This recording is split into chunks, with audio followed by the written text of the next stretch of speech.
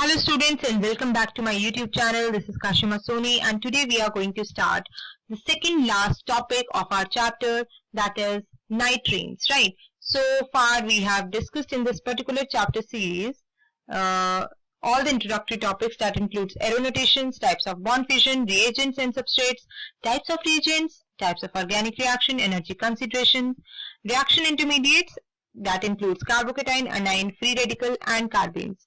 So we have discussed till here over till carbenes till date.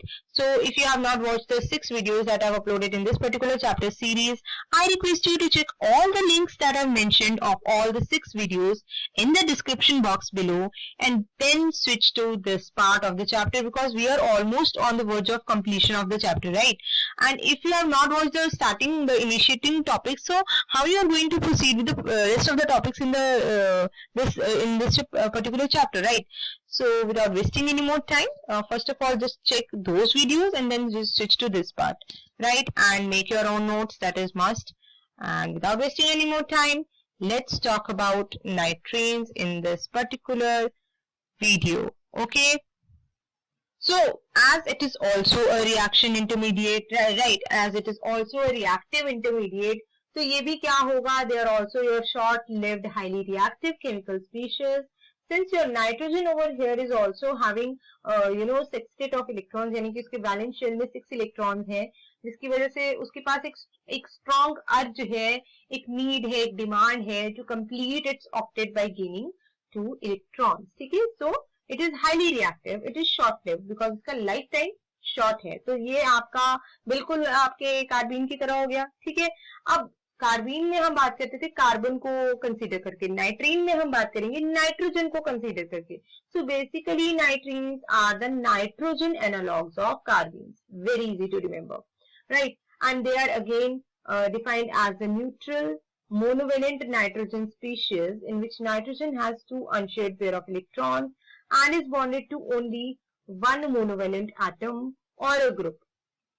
आई बात समझ आया यहाँ पे क्या डिस्कस हो रहा है कि जब कार्बन की हम बात करते थे तो कार्बन के केस में आपके पास क्या होता था कि जो आपका कार्बन है वो किन्हीं भी 2 मोनोवेलेंट एटम्स के साथ अटैच होता था.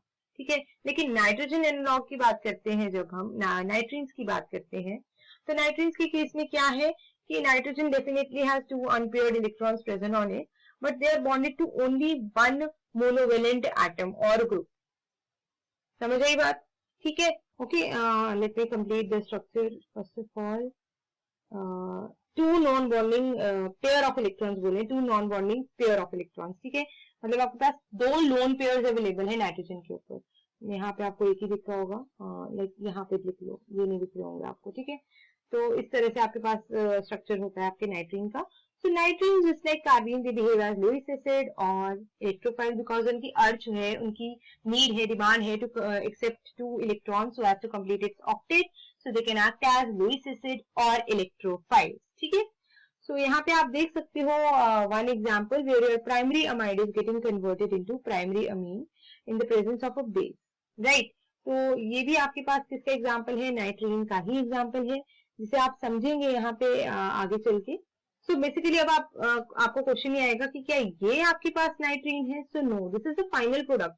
यहाँ पे इस रिएक्टेंट से इस प्रोडक्ट की कन्वर्जन के बीच में आपके पास बनता है आपका नाइट्रीन इंटरमीडिएट, जो खुद इतना उसका लाइफ टाइम कम है कि वो इमीडिएटली जाके बीइंग ये हाईली रिएक्टिव है, इमीडिएटली जाके कन्वर्ट हो जाएगा आपके प्राइमरी अमीन में. ठीक है, so this is a very famous example और वेरी वेल नोन रिएक्शन जहां पे आपका इंटरमीडिएट जो बनता है वो नाइट्रीन बनता है.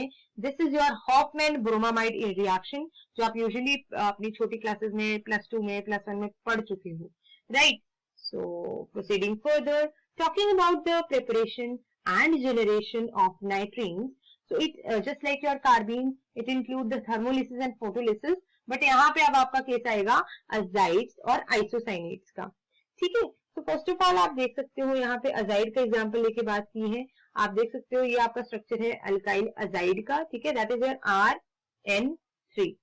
ठीक है, उसे ओपन करके लिखा है यहाँ पे. One of your nitrogen is carrying positive charge. Now आपके पास lone pair of electrons are available on the other 2 nitrogen.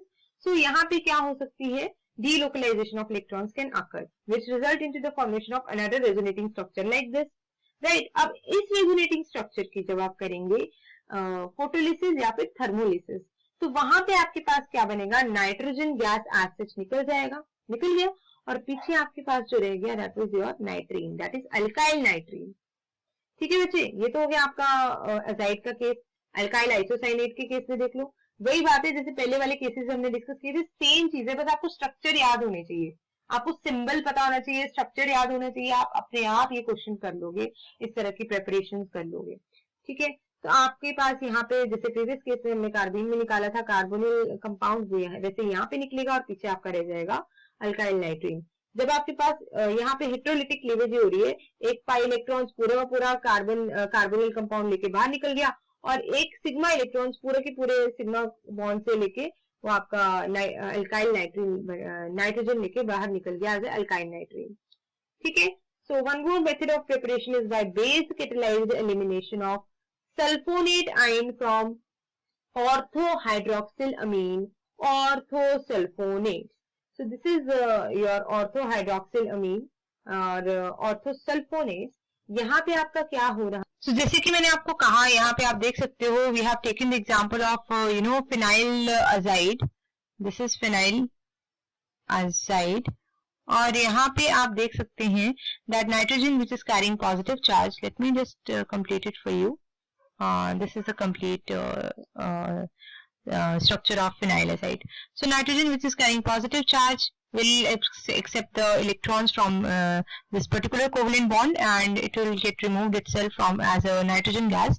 तो ये nitrogen gas की तरह बाहर निकल जाएगा और पीछे आपके पास रह गया ये phenyl नाइट्रीन. ठीक है, अब आप सेकेंड लाइन देखो, यहाँ पे मैंने क्या लिखी है, जैसे कि मैंने आपको कहा था they are too reactive to get isolated under ordinary conditions. लेकिन आप अल्काइल नाइट्रीन्स को, अगर आपके पास अल्काइल नाइट्रीन्स हैं, आप उसे आइसोलेट कर सकते हो बाय ट्रैपिंग इन मैट्रिसेस एट 4 केल्विन टेम्परेचर. लेकिन अगर अराइल नाइट्रीन्स की बात करें तो वो अल्काइल के कंपैरिजन में क्योंकि कम रिएक्टिव होती हैं, तो इसलिए टेम्परेचर ज्यादा लगता है उन्हें ट्रैप करने के लिए, that is 77 kelvin. Okay, so the trapping of the nitrenes, आप ट्रैपिंग करते कैसे हैं नाइट्रीन्स की, by carrying out its reaction with carbon monoxide so as to yield the isocyanate. So the isocyanate formed over here is your phenyl isocyanate. Okay, phenyl isocyanate. So this is how you do check the stability and detection of your nitrines, right? So yeah, that's all about this particular reactive intermediate. That was the last reactive intermediate that we have discussed today in detail. So the last topic left is assigning formal charges, which we will be taking in the next part of the chapter. So I'll bind up the reactive intermediates over here. If you have not checked the previous videos, please I request you time and again उन्हें देखिए, link mention है description box में. And then अगर आपको कोई query है तो आप पूछ सकते हैं comment section में.